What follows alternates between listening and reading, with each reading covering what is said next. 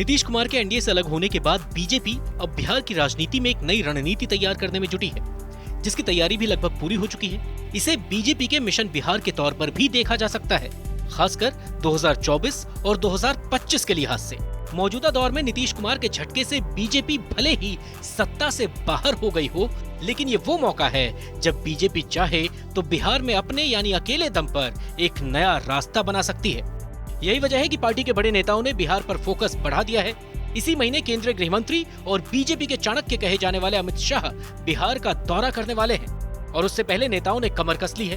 BJP का focus खास तौर पर सीमांचल इलाके पर है, जहां बीजेपी के लिए संभावनाएं बहुत हैं। खासकर जो अब तक का बीजेपी का एजेंडा रहा है, उस हिसाब से तो ये इलाका और भी मुफीद हो जाता है, चाहे बात राष्ट्रवाद की हो या हिंदुत्ववाद की।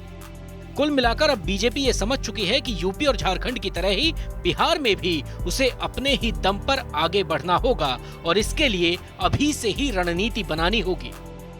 आज से ठीक 2 हफ्ते बाद यानी 23 सितंबर को अमित शाह बिहार का दौरा करने वाले हैं।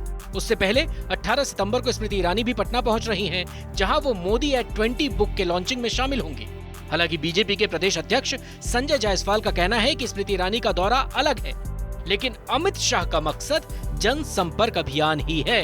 सीमांचल में कार्यक्रम पहले से तय है, जिसे लेकर विपक्ष बीजेपी के एजेंडे पर सवाल भी उठा रहा है। आप लोग सब लोग जानते ही ना है। देखिए, आप ही लोग इतने सचेत हैं, आप लोग भी जान रहे हैं, वो आ रहे हैं तो क्या होगा। तो हम लोग तो पूरी तरीके से लोग सचेत हैं ही, और हम लोग कहीं भी किसी भी प्रकार से, ये महागठबंधन की सरकार है, नीतीश कुमार जी के नेतृत्व में सरकार बनी है, ऐसे चीजों को हम लोग टॉलरेट नहीं करेंगे जहां उन्माद फैलाया जाए। तेजस्वी या नीतीश चाहे कुछ भी कहें, लेकिन बीजेपी ने साफ कर दिया है कि कुछ लोग हर चीज को जाति और धर्म के एंगल से ही देखना चाहते हैं, लेकिन उससे बीजेपी को कोई फर्क नहीं पड़ता।